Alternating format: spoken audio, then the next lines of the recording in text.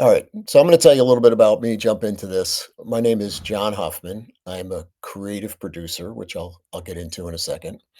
I live in Miami, as I just said. I work in New York and LA and wherever the job takes me.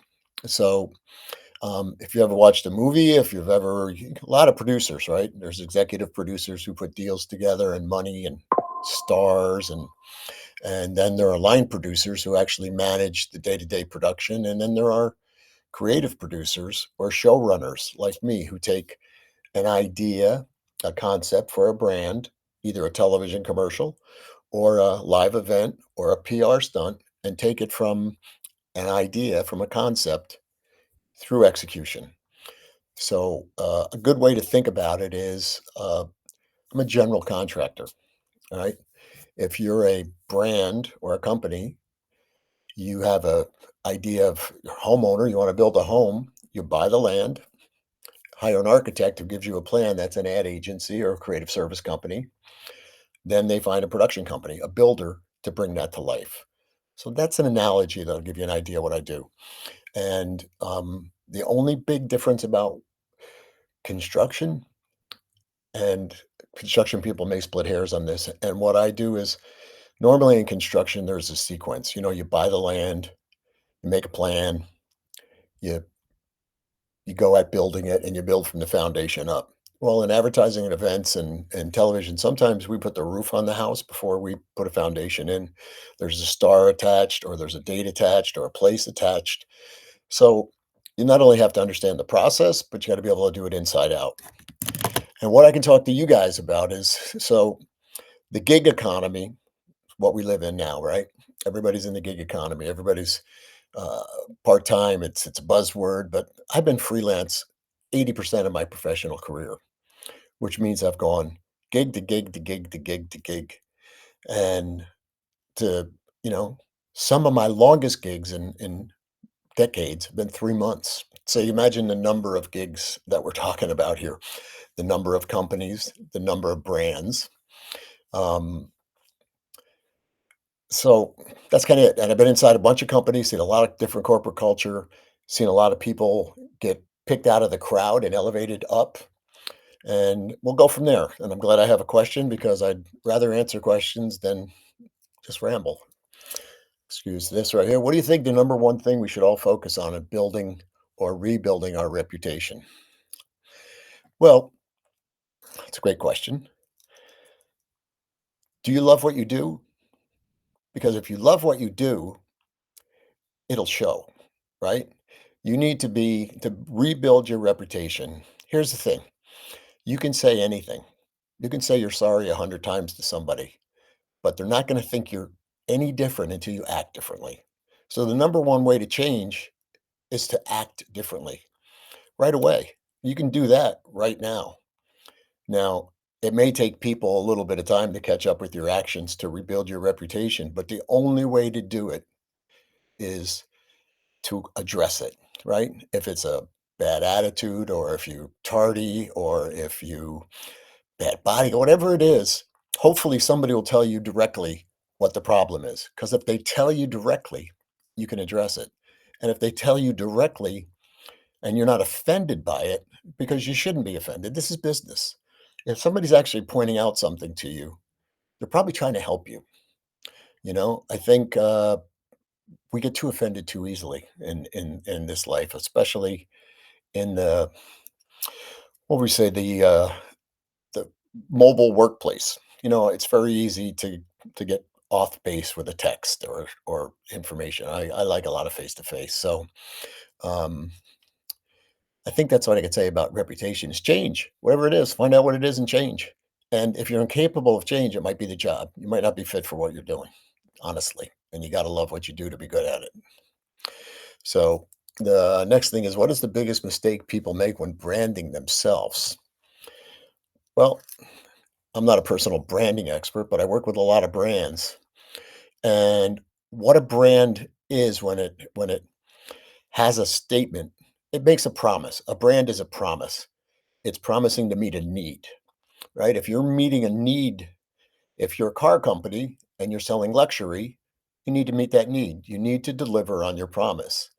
So branding is nothing more than who you are, what you represent, and the problem you solve. And making sure you do solve that problem. I think the biggest mistake people make when branding themselves is not understanding really who they are or the problem they're they're addressing, you know? That's what brands do. That's what people do who brand themselves, and that's how you get the callback. We call this session building a reputation that gets you a callback. That's really about being noticed in the workplace to excel. In my case, it's a freelance gig. So I feel insecure. Here's the next question, anonymous. I feel insecure when the next gig isn't lined up. How do you keep your chin up when you're in between gigs? Yeah, that's the roller coaster ride of the gig economy and freelance. It's not always easy. Um, and I'll tell you a thing that happens as well is when you're in the gig economy, when you're on a gig, when you're doing what you love, in the back of your mind, you're worried about what you're going to be doing in a month. And it's hard to look for work and excel at the same time. I've had challenges with it in my career where I'm a little too concerned about what's next. And, if you love what you do, you want to do it. So I think the biggest thing you can do is stay positive. Positive is even if you're faking it a little bit when you talk to people, you want to be upbeat. People want people around them who have can-do attitudes. You want to believe that the person that you're working with or you're going to hire to do a task is excited about it. Again, back to if you love what you do, it'll show, you know? So that's the question there. I think who's ever pushing the buttons because I'm not. We have another let's see, what do we how did you get started in your career? Um, I tell people a short story as I was captain of my little league baseball team, point guard. I like the ball. I'm not afraid of being the one who's got to make a play. But honestly, I was a psychology major and I couldn't do it anymore after 2 years. And I went to university and went to visit a friend at worked at a television station on campus. And I looked around. I said, "This is pretty cool."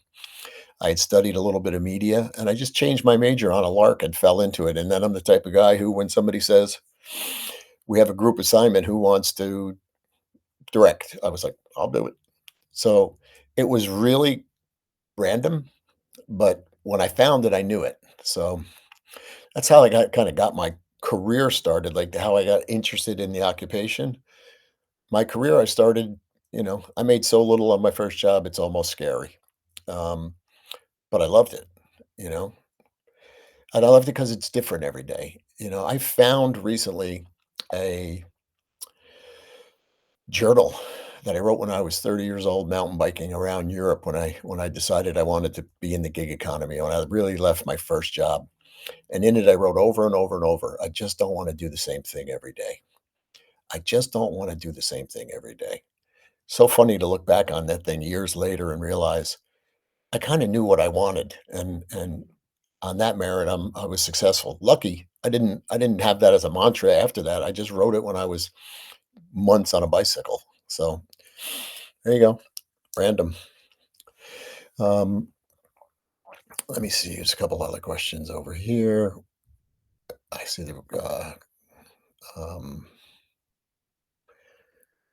what's one skill you'll be able to do fractional and gig work long term? What is the one skill I can build? Um, I think there's skills and there's traits.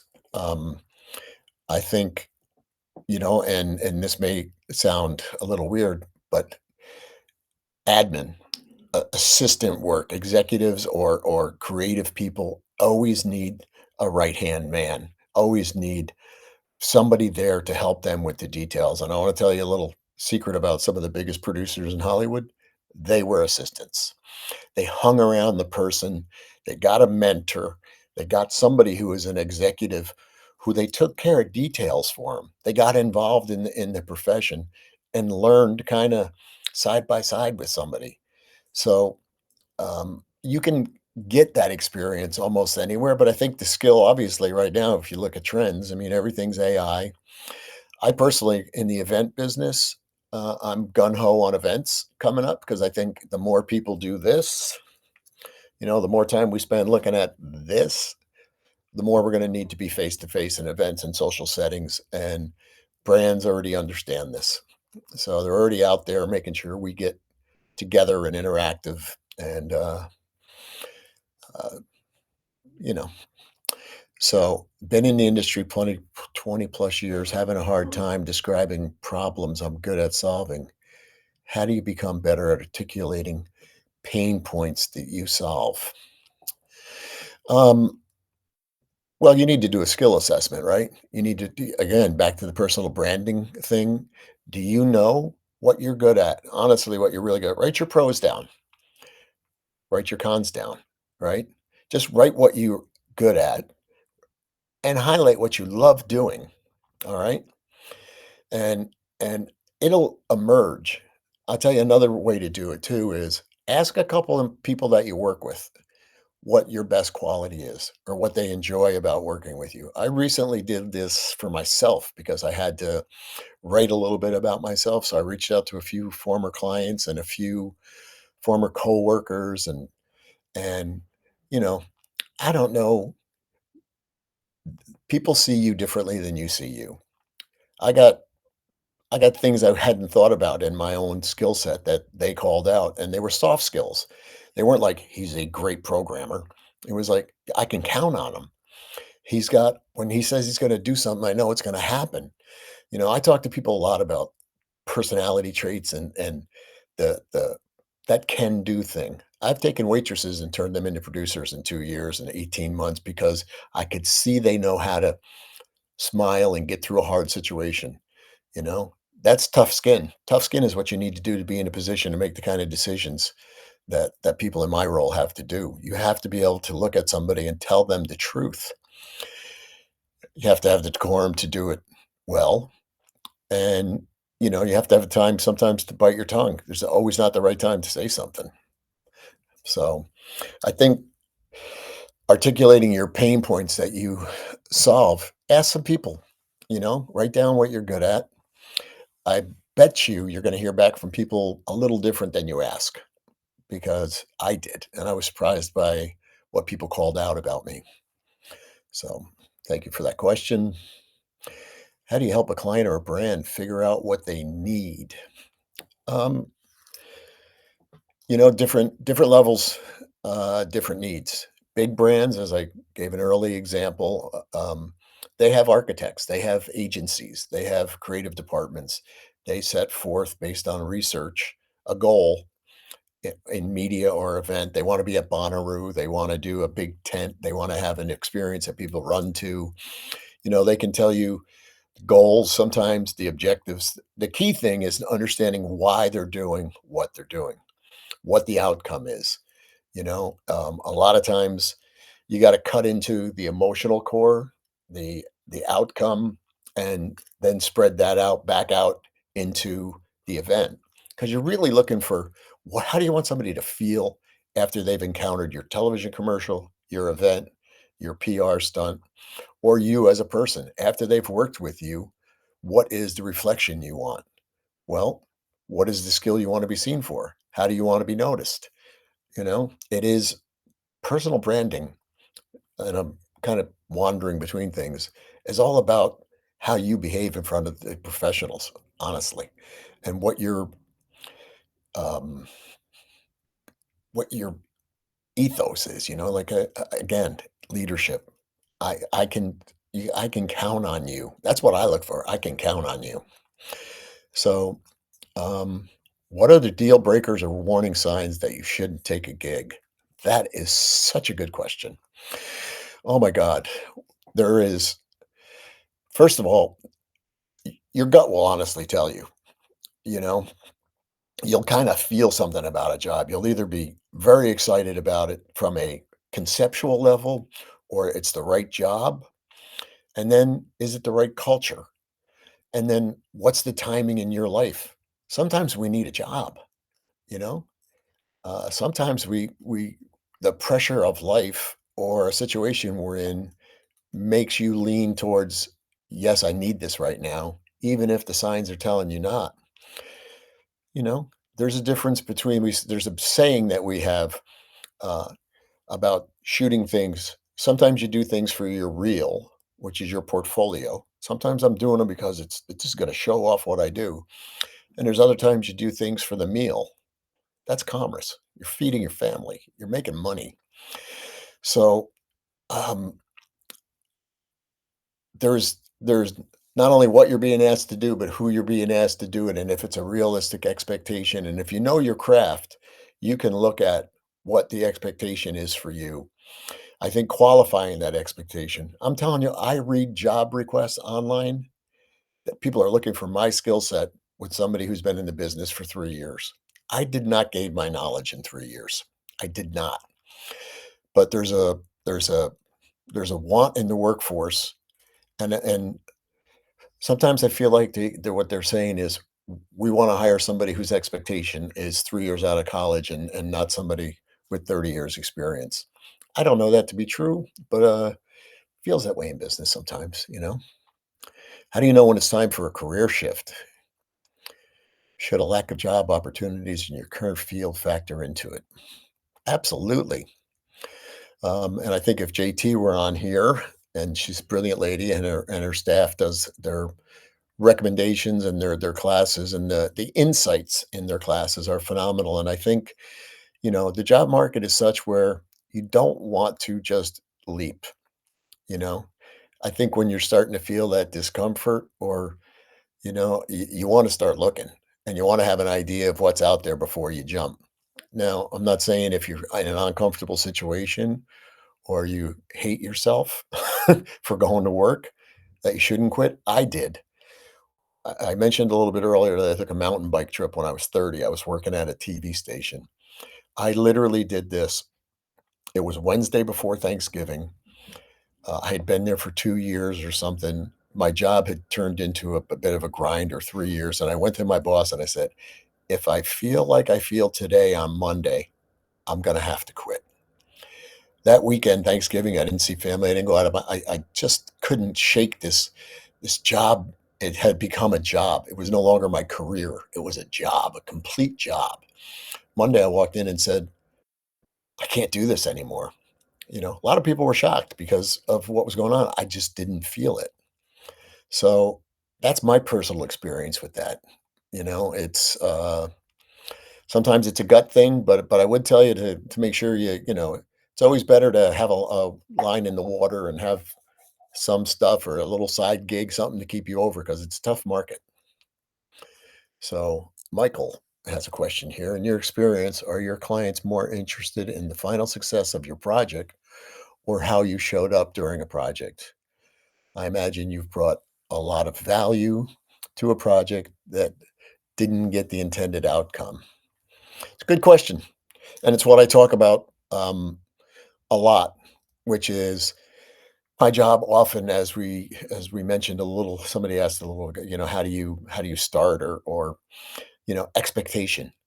I really need to know what the client is looking for, the amount of money that they have to do it, the time they have to do it, and I have to make an assessment right away whether that's realistic, and whether how much of the truth I can tell them right away. I'm unfortunately a Virgo, a German, and a New Yorker. It makes me extraordinarily detail oriented, very, very precise, and really candid. Don't ask me my opinion if you don't want it, because again, I have a little. I have to tell the truth, even though I have to find the words to say it. If somebody is looking to do something that they can't for the money, you know what I do in that case is ask them, what are they trying to do? What is the emotion they're trying to get out of this? And let's see if we can't get that emotion without 400 skydivers and turning the town red. Because if it's an emotional outcome, if it's a connection, there's probably another way to get it that resembles what they want to do. So there's some translation that goes on in there. And you know, again, back to the question about, how do you know when to take a gig or not? Sometimes, you're on a gig and you have an expectation yourself of how people are going to respond, and they don't. They're not collaborating with you. Sometimes I think people want to just get the job done because they have so much other stuff going on. But it's sorting it out up front. It's really helping people get the goal aligned with the money and the timeline. And, like I said, I love what I do. So I always wanted to succeed. But sometimes you work for people who have just so much going on. They can't get involved as much as they need to make something great, and you have to find that out. You have to find that out and you have to act accordingly, you know? So, what's one of the biggest trends in experiences and events in 2026? It's a good question too. Uh, I think one of the things what I've seen recently, which I really like, is uh, brands are trying to turn experiences. They're getting more personalized and getting more customized to the event they're at. Sometimes, sorry, I gotta turn my phone off. There was a time, and there are still people who, you know, uh, a 20 by 20 tent and two tables and some premiums, and yeah, we're at all these festivals, and we're out there and people are seeing us. It doesn't work like that's not enough anymore. That's not enough. People want the brand to understand the mindset of the activity, and they want they connect with the brand better when it meets them where their brain is at that moment. So whether you're at a food festival, a lifestyle festival, doing a flash mob in Times Square, I mean, not everybody wants to be stopped in Grand Central Station to watch 45 dancers do a routine. But if it's done really, really well, people love entertainment. So there's more and more thought going into individual events, which I really like. I'm a big believer in customization. I'm a big believer in make it work for where you are. And that comes into design. You have to design a core event that fits in a lot of places, and then you have to specialize it for what you're doing that day. So that's a trend. Obviously, AI is a trend or a movement, and the question about analytics. Um, I understand analytics, but me, I have a lot of interest. I don't know if you were to look at me analytically that it would match up with me, the curious person, because analytics are based on what you've done and predict kind of your behaviors and what you're going to do. Well, I'm interested in new stuff. I'm interested in new experiences. So not everything that I've done is going to dictate what I'm going to do. And I find that sometimes with the push information I get, people are pushing stuff at me that it's not what I'm interested in right now. It's kind of interesting. Um, I also think there's a big trend in trying to cut staff, trying to stay in house, trying to do more with less, which is fine. But you have to understand the skill and the ability of your team to produce what you want. People ask people to do things that they're not qualified for sometimes, and it doesn't make for good experiences for anybody. And that translate. If you're producing an event and your staff isn't having fun, you used to say this thing in television when you're shooting comedy. It's got to be funny behind the camera to be funny in front of the camera. You can't be stressed and expect people to have joy. That's never worked that way for me. Um, what brand has done something spectacular recently, and why do you think it was such a home run? Ah, I think Heineken recently did something in Ireland that I think clicks a lot of boxes, and it feels good, it does good. Um, so what Heineken did is they did a campaign called Save a Pub, basically, and they auctioned a pub on an island off Ireland to, and I'm going to make the name up. It was like McClintock.